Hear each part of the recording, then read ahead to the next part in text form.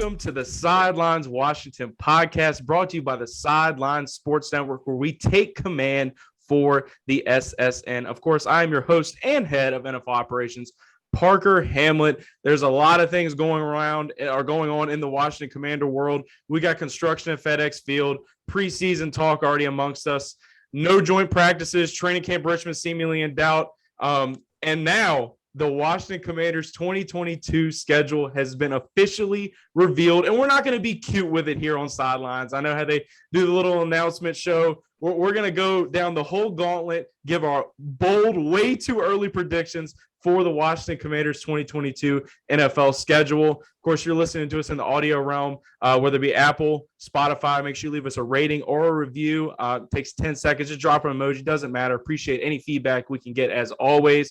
If you're watching us on YouTube, like it says in the intro, like and turn on notifications, just so you can be notified anytime we drop anything here on the Sidelines Washington YouTube channel, as well in the audio realm.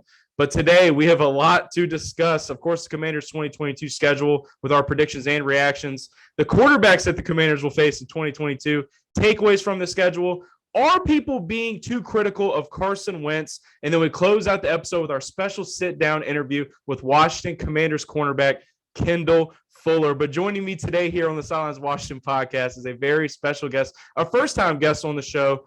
He's a co-host over the Trap or Dive podcast. I've been wanting to get him on the show for a while because he keeps it real. He's a realist.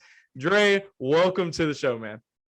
What's good, man? Like I said, I've been trying to get on. We've been talking about this for a while, ever since you was on our show. I was like, yeah, man, let me know whenever. I'm ready to hop on. You know what I'm saying? You hit me up this week. I said, let's do it.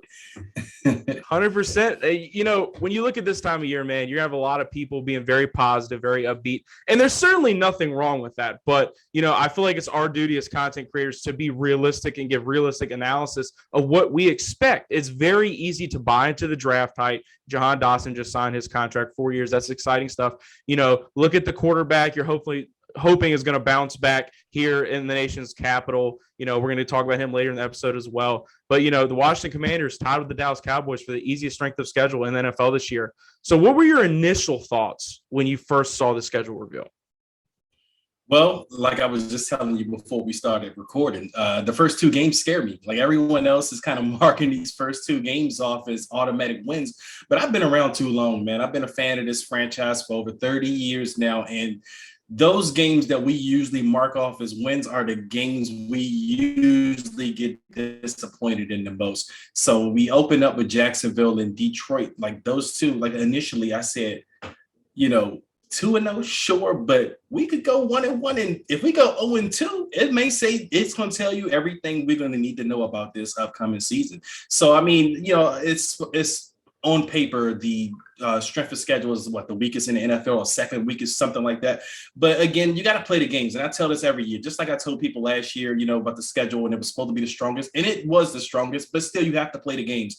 So, right now in the off season, we can look at it, we can say it's weak or not, but some of these teams could get better. Jacksonville could get better with better quarterback play. Detroit, Dan Campbell, he's a damn fire plug. So he might have Detroit ready to go this year. And then, of course, you got the NFC East team. So, I'm just staying even about this. Like Jim Zorn say, keep it medium.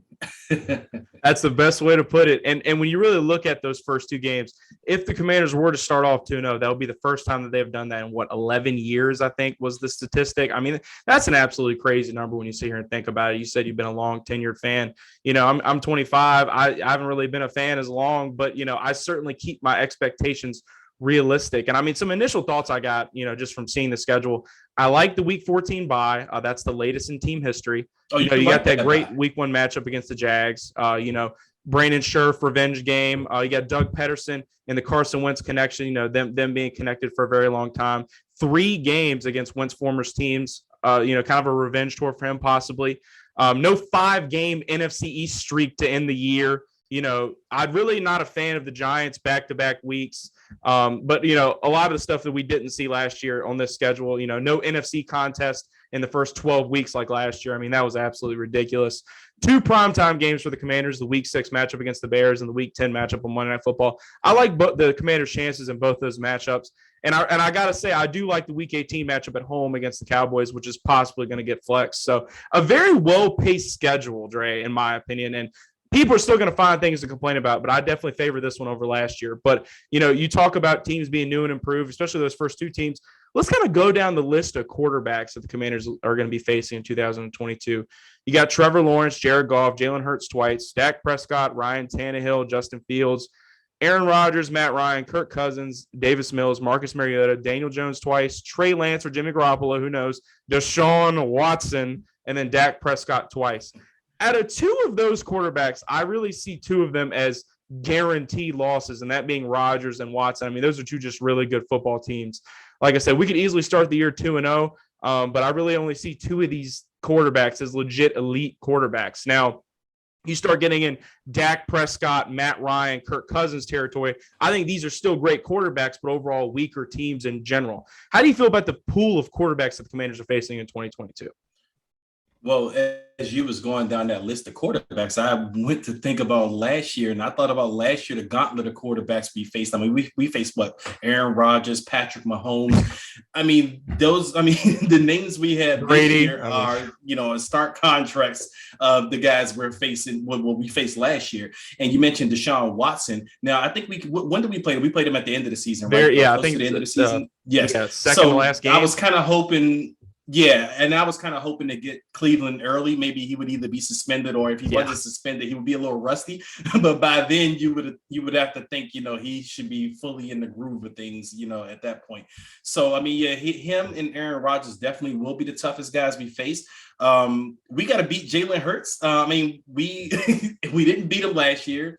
And honestly, we may not have beat him in 2020 if they. We're lucky to beat Daniel Jones, if you ask me. Exactly. Yeah, and Daniel Jones, that's another guy we always usually have trouble with. So, we can't mark up anybody as a win. And again, like I mentioned earlier, Trevor Lawrence is another guy. We don't know what he's going to be in year two. I mean, obviously, he was the best quarterback prospect since Andrew Luck coming out of the draft last year. So.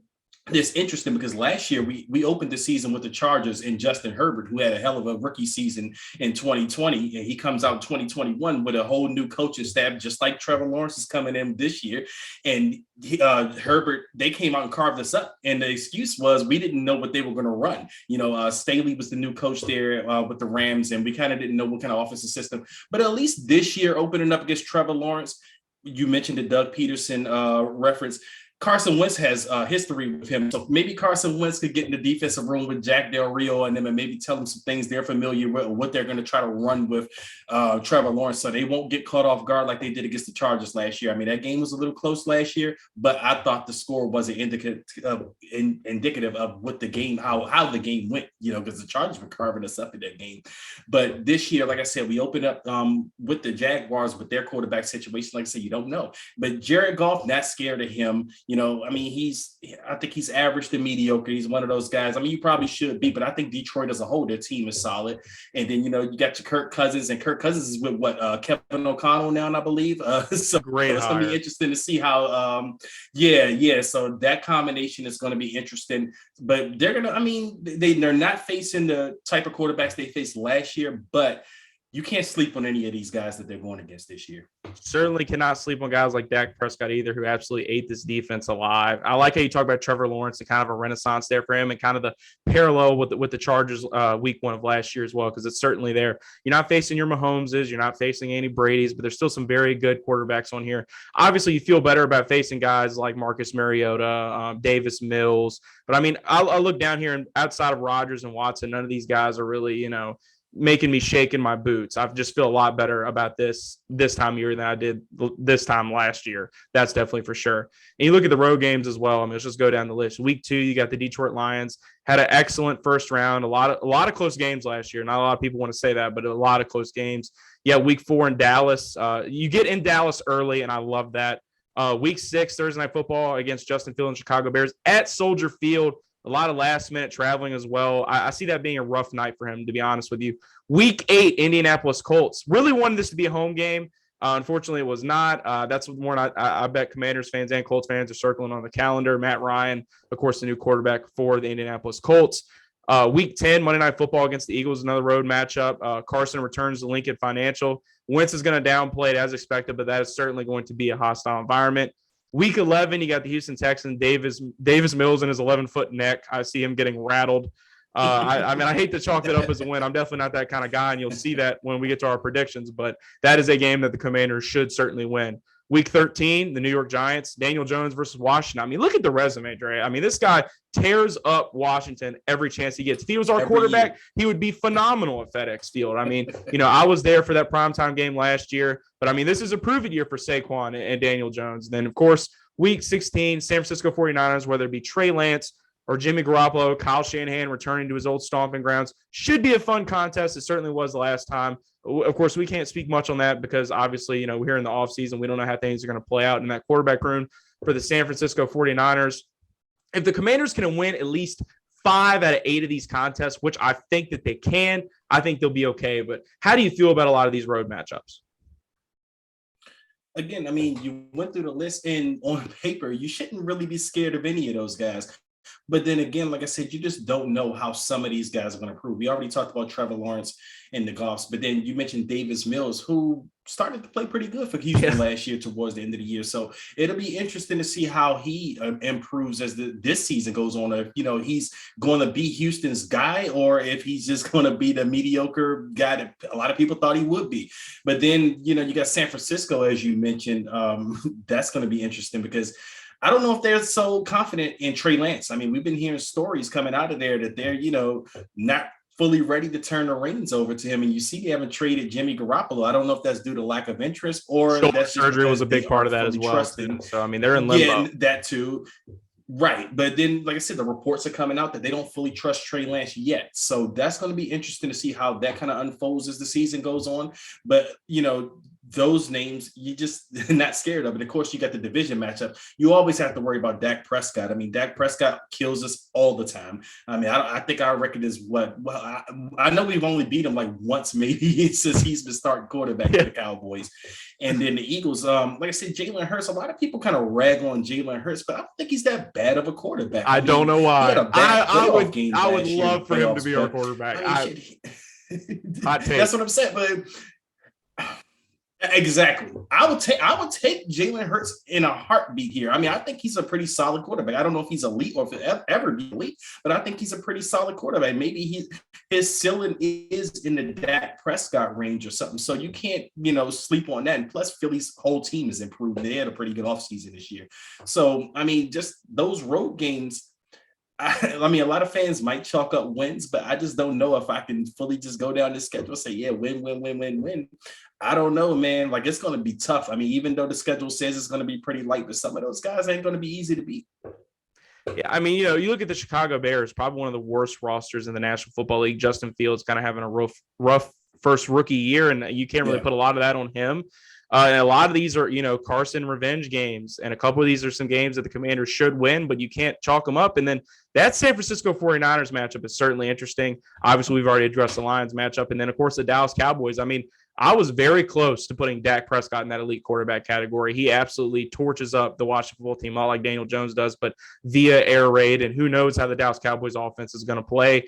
That's certainly interesting. And like I said, this stuff, it may be a little bit early to talk about, but it all really comes down to, Dre, about how you feel, what your perception is of this Commanders team, and, like I said, if they can win 5 out of 8 of these contests, maybe even 4, go like barely 500. I mean, I feel good about their overall chance at a positive record at the end of the 2022 season. And, you gotta think, have they made the upgrades, and are we basing this all off of if everything goes right? But I mean, let's just sit here and talk about this public perception for a second. And let's talk about a specific quote from Jason LaCaforna, his comments specifically. I mean, he absolutely buries the Commanders after seeing their schedule. He says, and I quote, "If you haven't had your fill of controversy, scandal, drama, ignoble behavior, and results in a generational worth of basically giving seasons away, well, stand back. The franchise formerly known as the Washington football team and a racial slur at odds with the best player in their offense. They are dealing with a constant onslaught of off-field allegations and investigations. They play in a total dump that people go out of the way to avoid, and they are going to be the latest team to prop up Carson Wentz. Good grief. Ron Rivera wears way too many hats. The flow chart in the division of labor is nebulous at best. They always seem to be hunting and pecking here or there with no real end game in sight. And the buck starts with the owner who is facing pros for the NFL and Capitol Hill. Sounds like there's another season of no real intrigue on the field. The outfit is going nowhere, but a sickening amount of it. An absolute burial by Jason La Canfora. But I mean, this is something that I'm seeing as I look at, people from around the league speaking about this Commanders roster in 2022. Obviously, it's important to note that Jason spent 3 years with the Post. I feel like that's important. You look at the projected win total in 2022. They're setting it at 7.8. And of course, I can understand, we got 7 wins with Taylor Heineke last year, guys. Come on. You don't feel good about Carson Wentz and this defense and everybody stepping up. I'll certainly say the East has a favorable schedule across the board this year. Was this harsh by Jason to you, or was this a warning of what's to come? Have us Commanders fans set the bar too high already? Well, a lot of them have, but I do also want to note that Jason La Canfora, as you mentioned, he did work with the Post, and he has an axe to grind with the team. He's always had an axe to grind with the team, so he may take things a little bit more personal. But I mean, I do think a lot of fans need to just kind of chill and wait to see how things play out, because it's still some question marks. Obviously, the biggest one is at quarterback. I mean, a lot of people will note that you have improved there, and I think you have improved there. But how much in the win total column does Carson Wentz add to your team? I mean, that's to be determined. Which Carson Wentz are you going to get? I mean, you really don't know, because you saw with the Colts last year. I mean, they flamed out of the playoff. Well, they didn't go to the playoffs, but they flamed out at the end of the season, of course, losing to the Jaguars at the end of the season when they should have won that game and went on to the playoffs. And a lot of people, had things to say about Carson Wentz and why they were calling the plays they were calling. Like, they went to a real run-heavy scheme late in the season. So, I don't know if that's due to Jonathan Taylor being a beast, or they just didn't trust Carson Wentz with more responsibility going, late in the season. So that's obviously the biggest question mark. I mean, if you get better with Carson Wentz there, then obviously you're going to win more than 7 games this season. But also, you look on the defensive side of the football. I mean, going back to the offense a little bit, but I like some of the additions they've made, especially to the receiver group. I think you got better there. I think you added more to the running back room. I mean, keeping J.D. McKissick was huge. But then, like I said, flashing over to the defensive side of the football, the big question mark, just like on offense, the quarterback is the quarterback of the defense, which is the Mike position. Now, Cole Holcomb seems in line right now to play Mike, but how well can he excel at that position? That's the big question mark right there, because last year the linebacker group was obviously the weakest link of the defense, and the same guys are brought back. You haven't added anything to that room yet. I mean, you still have the June 1st cuts, but still, that's still a big part of the defense. And then you still got to wonder, is that defensive line with those, what you call the first round studs that they have, are they going to all buy in? I mean, last year, Jonathan Allen was the only consistent player on that defensive line. I mean, Chase pre-injury, he just wasn't the guy you thought you were drafted at number 2 in 2020. And Montez Sweat, he had a drop off when he was playing last year. So, I mean, it's a bunch of question marks. Obviously, the secondary, is William Jackson going to feel more comfortable playing this year? Do you have Ben St. Juste for a whole season? Who's slot corner? Are the safeties going to have better communication? Who's the Buffalo nickel? Who's playing in that role this year? So it's some question marks. So right now, you shouldn't be too high on this team. I mean, I can see you saying, yeah, this team can be a middle of the pack team, but right now, I just can't see anyone saying, yeah, this is an 11 to 12 win team right now, just based on schedule alone. We don't know. We could be one of those teams we're looking at on our schedule saying, yeah, that's a win. Like, we could be that team that other teams are looking at saying the same thing. So you just kind of have to keep it, medium. I won't go as harsh as, Jason La Canfora, but at the same time, I mean, you just kind of have to wait things up, because there are some question marks. Certainly a big reason that he's able to say things like that is, of course, the national perception is always going to be the national perception. But, Washington never really has the best luck. I mean, Washington's going to Washington in some capacity. So if all things are going well, it always seems like there's something bad that happens along with it. And we can have all these preset expectations, but all we can really, and Logan Paulson, a friend of you guys' show, I absolutely love his analysis. He says, you go into this year and all you can do is judge these teams off of their new array. Like, it's a new season, new roster. I'm judging a lot of these things based off of last year. Obviously, context does matter. You talk about the Mike position, Cole Holcomb obviously being prepped up to be the middle linebacker for the Washington Commanders in 2022. I think he can certainly handle it. We talked about on the episode last week, you add a veteran guy to that room, still absolutely no depth at the linebacker position. John Bostic, you kind of lose that veteran presence in that linebacking core. I'm not saying he was the guy either, but you need some type of veteran presence there. And, as far as the quarterback position is concerned, Taylor Heinicke was a gamer last year, but at the end of the day, he could not see the middle of the field. Carson Wentz is going to add that physical aspect to the quarterback position. And to me, that's why Coach Rivera seems so giddy. That's why he seems so excited. The athletic tools, while Taylor can extend plays, he can't make ones that Carson Wentz can make. And that's just the reality of the situation. And, like I said, this team is unproven as far as I'm concerned. You talk about the defense as well, Dre.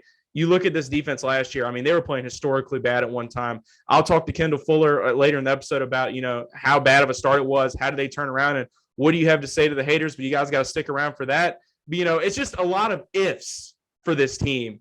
And that's what RG3 said. And, if the defense plays like it should, if Carson Wentz is reliable. And then you have fans that are excited about the Carson Wentz acquisition, but they're mad we can't sign James Bradberry. I mean, this was always a part of the discussion. This was a part of the conversation. And, Troy Aikman, a lot of people around the league being very honest, saying this is his last chance as a starter. I certainly can't disagree with that sentiment either.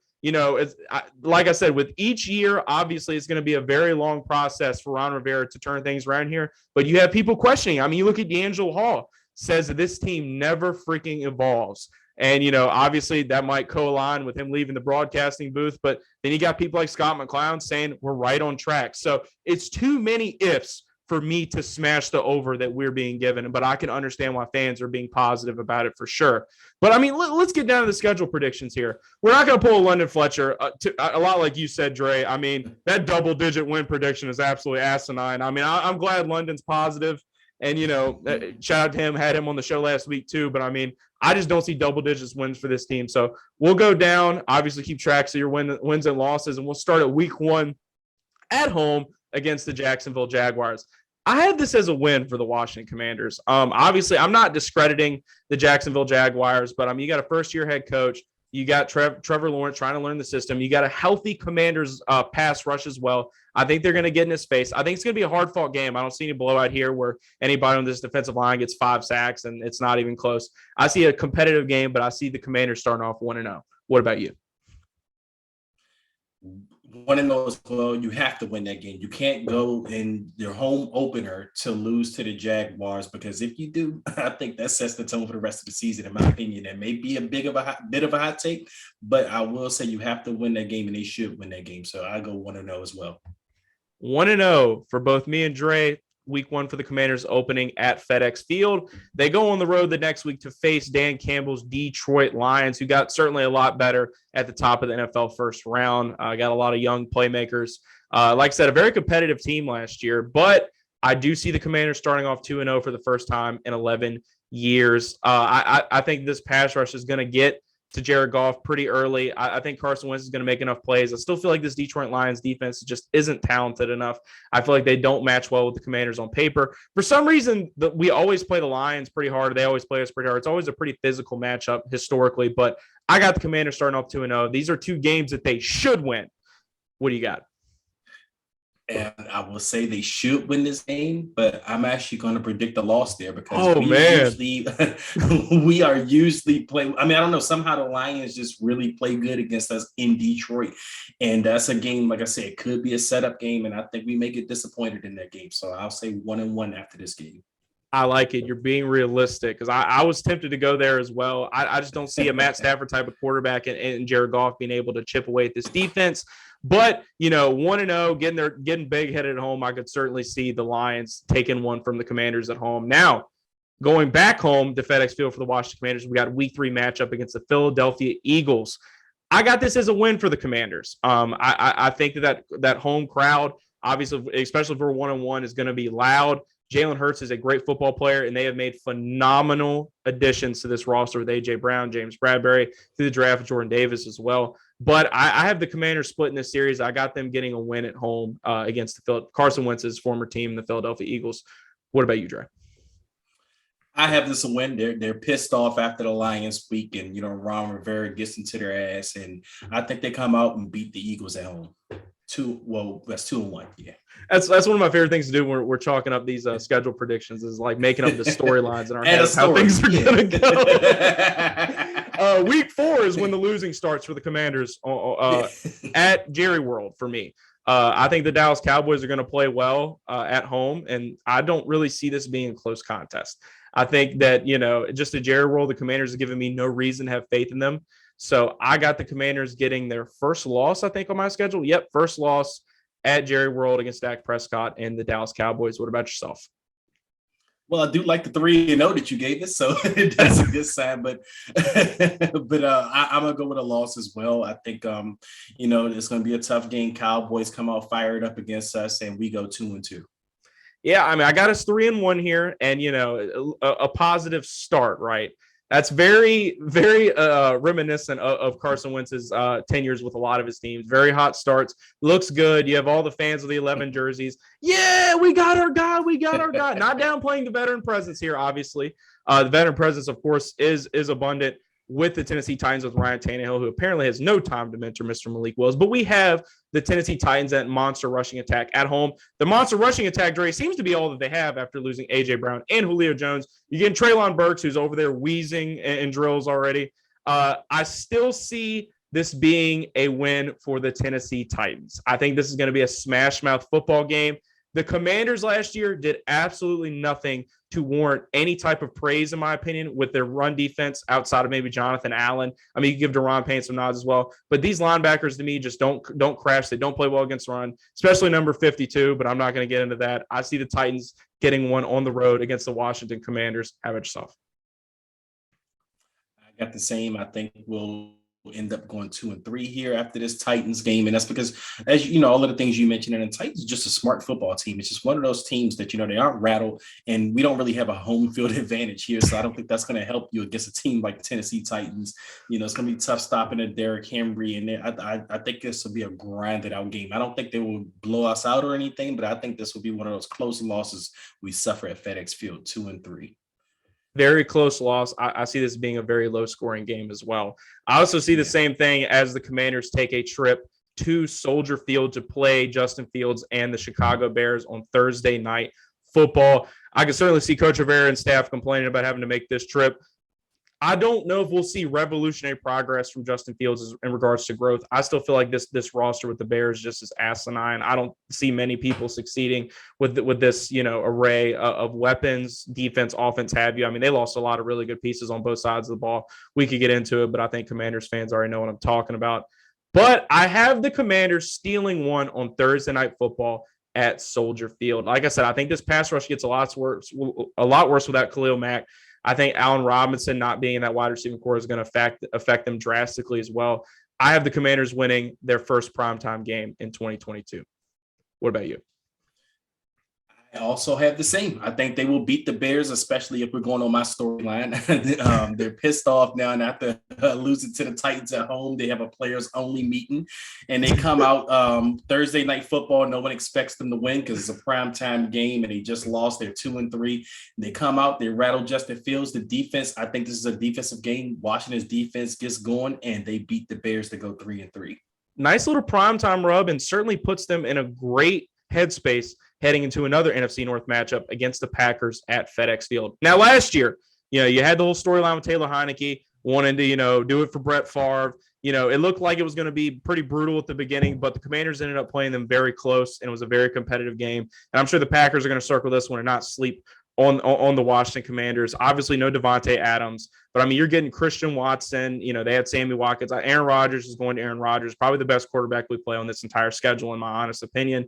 MVP. So, I mean, you know what you're getting when you're playing the Packers, whether it be at Lambeau Field or at FedEx Field.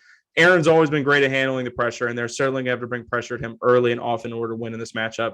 This is probably the only guaranteed loss I have on my schedule predictions. What is going on, Sidelines Washington listeners? Just want to take a moment away from the action to ask you a quick question. Are you the type of man to strive for gold in your life? Whether it be gold medals, gold watches, just gold in general. There is a certain type of man that goes the extra mile. He walks with the confidence of an eagle and giggles in the face of danger. He's big. He's hairless. He's a winning machine. And when he unzips his pants, what does he see? Platinum.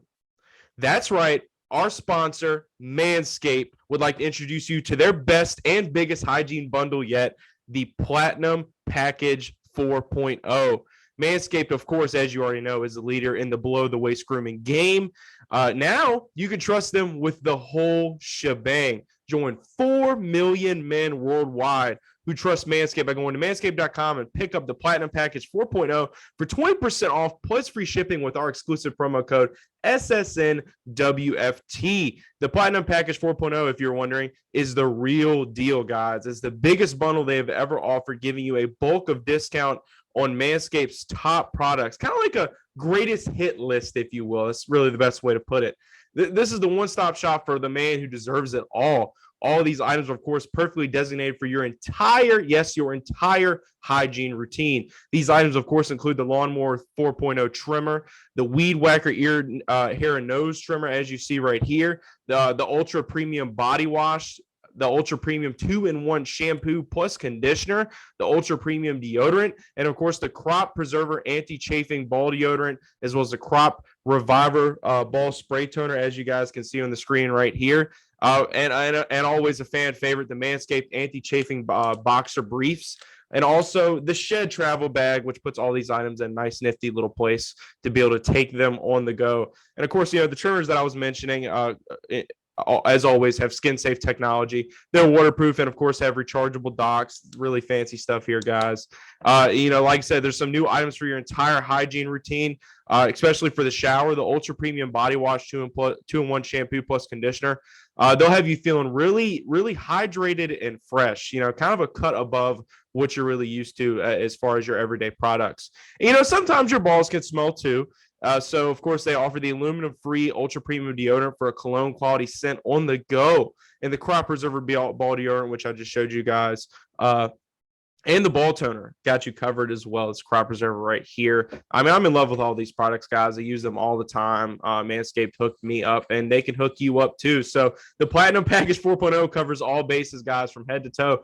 It is the best bang for your shebang. So one last time, Sidelines Washington listeners, I'm absolutely in love with these products. They make you look good, feel good, and play good. And with Manscaped products, you will certainly be playing a lot. So if you want to take command of your balls today and join the Manscaped family one last time, get 20% off plus free shipping with promo code SSNWFT at manscaped.com. That is 20% off with free shipping at manscaped.com using promo code SSNWFT. It's time you enjoy the finer things in life and get yourself a platinum package for your platinum package so you can be a cut above the rest. And as always, your balls will thank you. Now back to the show. Obviously, the Commanders can steal one here, but Aaron Rodgers has always made the smartest play possible. He takes advantage of the linebacker mismatches. He takes advantage of the mismatches downfield, and he just surgically cuts open this defense every time he plays them. I think our last win against him was, 2018. I would love for this to be a competitive contest. In 2018 was when we had Alex Smith. I could understand why somebody would say, well, Parker, we've got Carson Wentz. I get it. But I think discount double check gets one at home against the Commanders, and we lose this contest. Do you have him prevailing?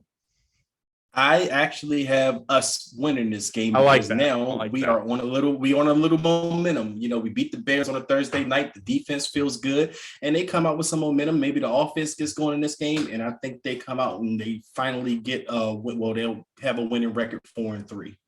I like that. I like the momentum-based storyline. I like I said, I feel like we could have stole it from them last year, and I feel like they're going to remember that game just as much as we are. Now, we're already week 8 here. Heineke, fumbled in the end zone? The ball over the end zone. Everything he lacked in was just on full display in that game, and a lot of missed opportunities, Montez Sweat and them getting after Aaron Rodgers early off. And I was very disappointed. I was car shopping. I remember I was watching that game, and I was just so disappointed with the outcome. But I like that you like the Commanders' chances to steal it this time around. I certainly hope that that's the case. Now, no matter the result, this Week 8 matchup for the Indianapolis Colts and the Washington Commanders is the Super Bowl for everybody. Jim Irsay's circling it. Carson Wentz is circling it. Everybody can downplay it all they want, but this game is going to do the numbers. Week 8, we got the Washington Commanders traveling to the Indianapolis Colts.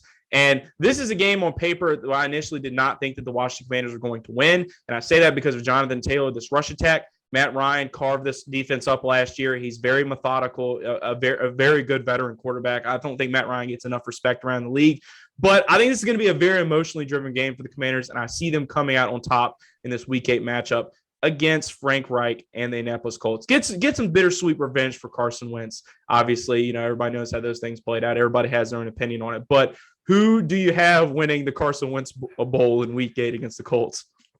I have the Colts winning this game, unfortunately. I think this is where the momentum comes to a little halt. And, they falter on the road to a solid Colts team. And it's going to hurt because this is, like I said, the Carson Wentz Bowl. And because he plays for us, I want him to stick it to Jim Irsay. But, seeing as how I have the schedule going so far, I think the Colts win this game 4-4. I like it, not thinking through the burgundy and gold colored glasses.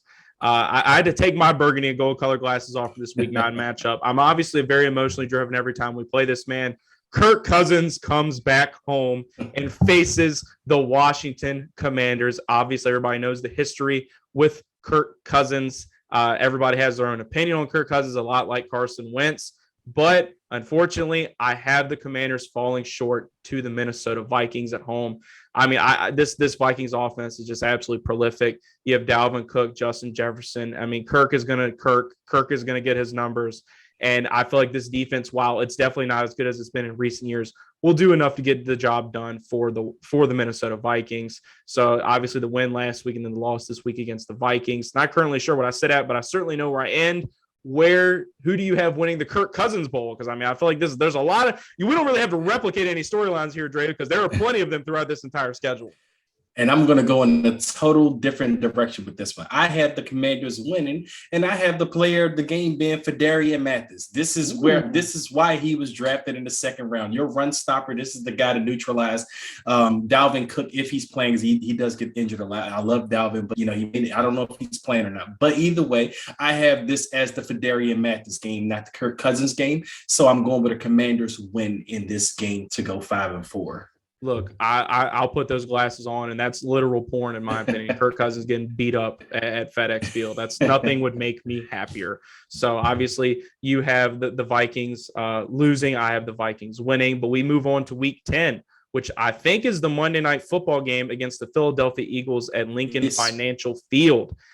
I think this is where Philly steals one from us. Obviously, this is going to be a very hostile environment due to Carson Wentz, and it's a very tough environment to win. I mean, they're going to be throwing stuff at the bus. I'm not saying this is a storm that the Commanders roster shouldn't be able to weather, but at the end of the day, the NFC East series, a lot of it's split throughout most of my schedule predictions as well. So I have the Philadelphia Eagles winning the Monday Night Football contest, and I think Carson Wentz is going to get hit very often early. Who do you have winning the 4th, 5th, 6th Carson Wentz Bowl, the Monday Night Football game, as he returns to Lincoln Financial Field? And because I don't think we're going to go undefeated on primetime this year, I already have us beating the Bears. I think we lose this game, especially on a Monday night. We already beat the Eagles earlier in the year. They're going to be a little pissed off, and I think we're going to probably walk into a hornet's nest against the Eagles in this game, and we'll lose to go 5-5. That stadium, that is going to be a crazy environment. I will certainly be happy for the organization of the players if they get it done, but the optics on it just certainly are not in the Commanders' favor. So we both go out with a loss there. Of course, next week, I think, since we're making up storylines here, I think this is a very good bounce back game for the Washington Commanders, Davis Mills and the Texans. Obviously, like a lot of the teams we've mentioned on the list, got a lot better with the draft, but I still feel like on paper, this Commanders roster is eons better than this Houston Texans roster. They have a lot of the same issues that we do as well, but a lot of really good young players. Who knows how things will play out for the Houston Texans in the big picture, but I have the Commanders getting a bounce back win here in Week 11 against the Houston Texans. What you got? I have a double-digit win by the Commanders in this game to go 6-5. I think this will be one game they'll actually, not to, downplay the Texans, but I think this will be one of those games where they just come out, firing on all cylinders, and they'll feel like they're much better than this Texans roster, and they will win this game by double digits. So I'm going 6-5 now. 6-5, and if they're firing on all cylinders, God help the Atlanta Falcons in Week 12 as Marcus Mariota and those poor cats are probably going to get a vengeful Washington Commanders team. I see this game being decided by multiple possessions as well. I mean, who knows how Marcus Mariota and them go in there and play with house money this year, but this is an Atlanta Falcons organization like Houston Texans that is very aware that they're rebuilding. They own it, they know it, and I feel like I said, the optics are not great for the Atlanta Falcons here as well, and they're traveling all the way to FedEx Field. So I got the Commanders getting a good, feel-good win at home, opposite of last year when we had that thriller in Atlanta. I mean, that was an absolutely crazy game. I see the Commanders having a comfortable win at FedEx Field. Who do you have in Week 12? Same. I don't know if it'll be comfortable. They might make this one a little bit closer than it has to be, but I do have them beating this Falcons roster, as I think this Falcons roster might be gearing up for next year's quarterback class. So especially at this point, they may be out of contention. So I think Washington walks away 7-5 after this game. I think by that time, Atlanta Falcons fans are already putting up edits of the quarterbacks they want to draft as we get to Week 12 here. Now, this is where my burgundy and gold glasses come off and my nihilism kind of starts to seep through. Now, Week 13, we travel to MetLife Stadium to face the New York Football Giants. I have us winning that matchup. And then the bye is the week after. And then, of course, the week after that, within a span of 3 weeks, we'll play the Giants twice. That's Week 13 and Week 15. I have us splitting the series. I have us winning the Week 13 matchup, and then I have us losing at home. I feel like we always play the Giants really tough in MetLife. I feel like we kind of never really come away with the win. I think we're going to do that here. I think we're going to go into the bye. We're going to be a little big-headed about it. We're going to come back home. Daniel Jones, then we're going to pull all the stops. No, they're playing with house money. Probably last time he ever plays against the Washington Commanders as a starting quarterback in the National Football League. And I see them stealing one at home against the Washington Commanders. How do you feel about that 3-week span? Like I said, it's Giants by Giants, first game away, second game at home. Who do you have in that 3 weeks? Yeah, I actually have it the opposite way that you have it. I have it as a split, but we're losing on the road to the Giants. But I feel like that bye week that's going to be much needed at this point. In Week 14 bye, they're going to come out after that loss. They're going to be pissed off for 2 weeks, and they're going to beat the Giants at home to go 8-6. I love that prediction. I would certainly love that to be the case. That was kind of some fantasy booking by me. I would love to come into the second matchup with no pressure whatsoever. NFC implications on the line gives us a little bit of slack, because the next matchup is certainly a very interesting one that is very hard to talk about this far out. We travel, I think, on Christmas Eve to play the San Francisco 49ers, whether Trey Lance or Jimmy Garoppolo is at the helm. A lot of former Washington Commanders staff and players, of course, Trent Williams at tackle, Kyle Shanahan. I mean, he takes a jab at this organization every chance he gets. Some of it's warranted, but Kyle has his way in San Francisco, and his way got them very close to winning a Super Bowl. But this is the second time playing against the Commanders. I think it's our last time. Last time we played against them was 2020. A very different 49ers team, very different Commanders team as well. With the travel, all things considered, for me, I really see this being a loss for the Washington Commanders. I don't see Trey Lance playing. I think he's going to struggle and he's going to end up getting benched. I don't see Jimmy Garoppolo getting dealt. I think Jimmy Garoppolo and them are just good enough to beat this Commanders team at home. Very prolific offense. Deebo Samuel, I assume, in the fold as well. They got a lot better throughout the draft as well. But, I have the Washington Commanders losing at San Francisco. Who do you have in this Week 16 Christmas Eve matchup? I might be wearing my burgundy and gold glasses for this game, but I'm actually going to say we come out with the dub on Christmas Eve. I like it. And I mean, this San Francisco team, I mean, this is a team, I mean, they're tough. They're going to play anybody tough, obviously, but it's obviously going to also depend on who's playing quarterback that day. I mean, if Trey Lance is rolling or if it's Jimmy Garoppolo. If it's Jimmy Garoppolo, they're going to play you tough. I mean, you can't guarantee a win for them, but I don't think this 49ers team is insurmountable, whether they're playing at home or on the road. And I think we actually come out with a win that we probably shouldn't get. Like, this is going to be one of those ones we're probably not going to be favored, but we're going to actually win this game, in my opinion, 9-6. At this point, I see wild card implications being on the line as well. Yes. I see the Rams taking that division. I see Dallas taking our division. These last two games, obviously, weeks after the bye, I have the Commanders losing 2 games. I actually have the Washington Commanders losing all last 4 of their games against the Giants, Niners, Browns, and Cowboys. So the last 2 matchups, Week 17 and 18, the Browns. You might have a fire run. I mean, look, that's a conversation that we're going to have. And I know this is a nihilistic take. I had to take my glasses off. I'm just looking at it here. I think we're splitting the Giants series. Obviously, I have it the way other than you. I have them losing to the 49ers at home. I think that the 49ers are an organization and a team that played above expectations last year. They really did. I mean, they got a lot farther than anybody thought they would. Beat a very good Green Bay Packer team at home with Devontae Adams. I think this 49ers team, I mean, they at least have more of a culture. They have something going there. They're not insurmountable, like I said, but I just don't see us coming out on top on that. I could definitely see it going the way you said it was. And I certainly think wildcard implications will be there. And I think we'll be talking about playoff football until these last 2 weeks. Deshaun Watson, Sidelines Washington listeners, believe it or not, is still an elite quarterback. He's going to prove it in 2022 on a team where, quite frankly, he hardly is going to even have to throw the ball. You have Nick Chubb, Kareem Hunt. You add Amari Cooper to the mix. I mean, this Cleveland Brown, then you look at the defense with Myles Garrett. This is a game where I feel like it's going to be very reminiscent of the Buffalo Bills matchup last year. We're going to get pushed around by our big brother, and that's just what's going to happen. I mean, this is going to be a smash-mouth football game, and they are going to bridge the gap, and they are going to beat us big. I say by multiple possessions, Deshaun Watson and the Browns go big. But it doesn't matter, right? Because you come back Week 18 at home, a lot like the Browns game, and you're playing the Dallas Cowboys. I see FedEx Field is going to be absolutely electric. You and I, Dre, do not know what the identity of this Washington Commanders team is going to be. We don't know what they're going to be good at. We don't know what they're going to be bad at. And to be honest with you, Silence Washington listeners, we don't even know who's going to be under center because, I mean, look, I say what you want about Carson Wentz, but we don't know if he makes it this full season. Obviously, the compensatory pick is on the line. I would certainly love it if Carson Wentz plays all these games, but we don't know, and it's too early to tell. Dak Prescott and this team honestly got a lot worse this offseason, but you still have him at the helm. You still have Ezekiel Elliott. You still have CeeDee Lamb. You have Michael Gallup, who's recently brought back. Hopefully his injury, hopefully his rehab and everything is going well with that. They're still better than us on paper. So I have us losing our last 4 contests. I know it's not something that Commanders fans want to hear, but I think this is going to be a brutal stretch of the year. And I think that now more than ever, a microscope is going to be put on Ron Rivera, and these fire Ron talks are going to be a lot more justified. And I'm glad you brought that up because that's something that people are wondering. D'Angelo Hall says it feels like things never change. It feels like things never evolve. And, in my opinion, this staff is taking a risk by getting Carson Wentz under center, especially with all the bad PR that follows him. Those are just my opinions, but I have the Commanders losing the last 4 matchups, finishing 8-9. Like I said, four losses to end the season.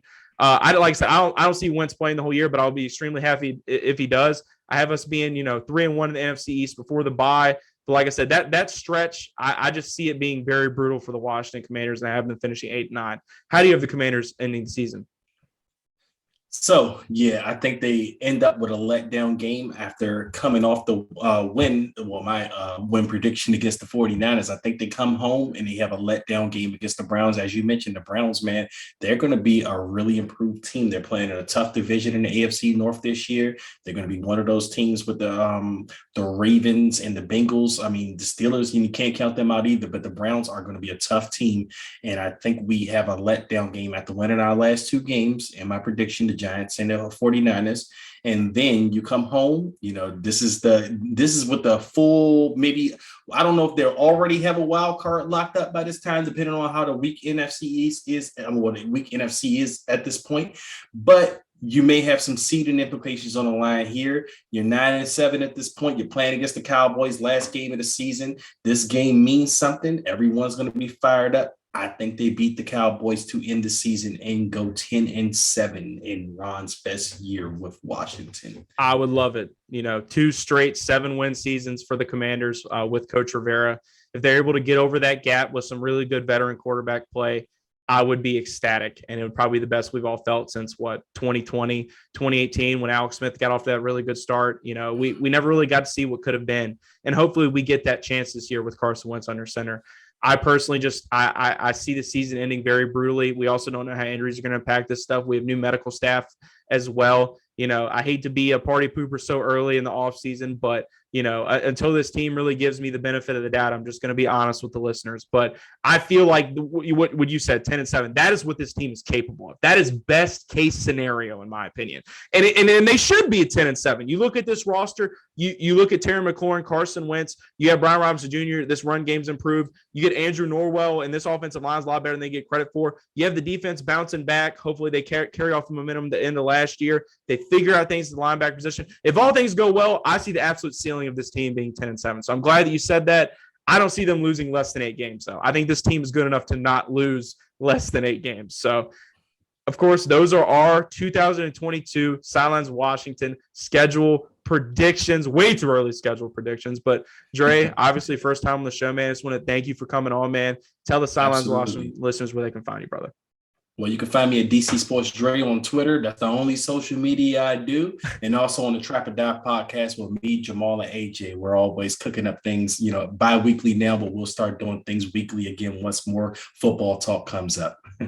Yeah, man, it's off season, a little bit of downtime for everybody, but a lot like us over here, you guys keep the content coming out and you're extremely consistent.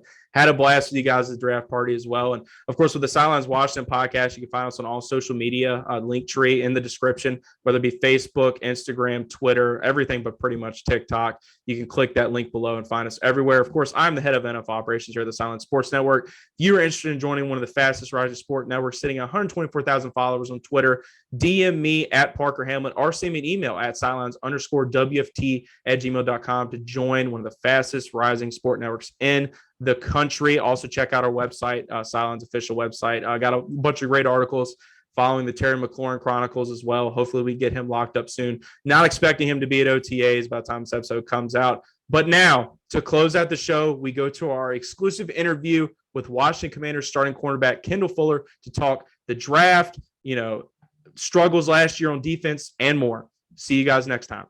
Peace. I am now joined on the Sidelines Washington podcast by someone who, quite frankly, should have never left here.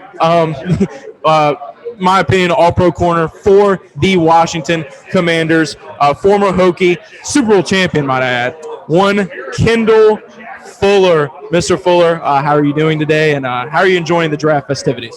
I'm enjoying it. Just being able to get out here, fans being able to see you without your helmet on, just kind of a lot more personable. The excitement that everybody has, so it's been fun. 100%, man. So obviously, it's off season for you guys, looking to add some new young bucks to the squad. You're a little bit of a veteran in the league now yourself. What's your favorite off season snack? Like, what's your go to in the off season when you're not playing ball and you can kind of buckle down a little bit and eat something you normally wouldn't eat during the season? I've always wanted to ask. Off season snack. Only thing I can think of right now is just I love cookies. So I don't eat as many during the season, but off season I love cookies. Okay, what about a pregame snack? What's your favorite pregame snack? Pregame snack. I feel like pregame snack is normal bananas, peanut butter jelly, just little things like that. Yeah, I mean, obviously I'm standing here at 5'6". Whenever I played, I couldn't really stock up too much. That's interesting to hear. I'm a big cookie guy myself. I always wondered if it's a little bit different during the off season, but let's go back to the season for a second here. Obviously there were some woes defensive earlier in the season. Of course, you guys heard social media is a thing. People talk a little bit too much, in my opinion. I felt by the end of the season, some people needed to put a little bit of respect on the defense. You finished a top 10 corner according to Pro Football Focus, PFF.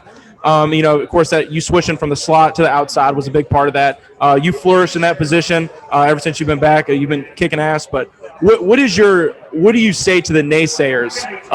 Because there are plenty of them about the way the defense kind of went up and down last year. And what do you have to say about 2022 and what fans can expect?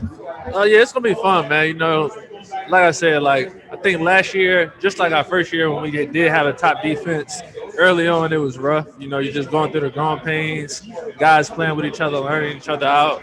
And I think the difference between last year and the year before was we were able to keep everybody healthy and kind of build the continuity within each other. And I think last year, just with the different injuries that we had, different personnel that we had, guys getting injured, dudes being out for COVID, kind of just affected our growth with each other. And I think this year, having a full OTA process, just being around the guys in the locker room, everybody filling each other out, knowing each other, it's been fun for us. We're excited to get to work and keep on working, and it's definitely going to be fun. 100% looking to add a new piece possibly to the defense tonight. And of course, we're recording for the draft here right now. Everybody loves offense. Where are you hoping that the Commanders go with the 11th overall pick? Either one, honestly. I look at it as no matter who we get, it's definitely going to help me out. Whether we get, defensive line, that's going to help me out in the back end. Whether we get whatever position we get, it's somehow going to affect all of us, be able to make all of us better. If we get an offensive lineman, I know guys like Chase, John, those guys be excited to go against them and stuff like that. So, they'll make the best decision on who they think is going to help us win football games this year. 100%. Big things in 2022 for Mr. Kendall Fuller and the Washington Commanders defense. I want to thank you for your time today.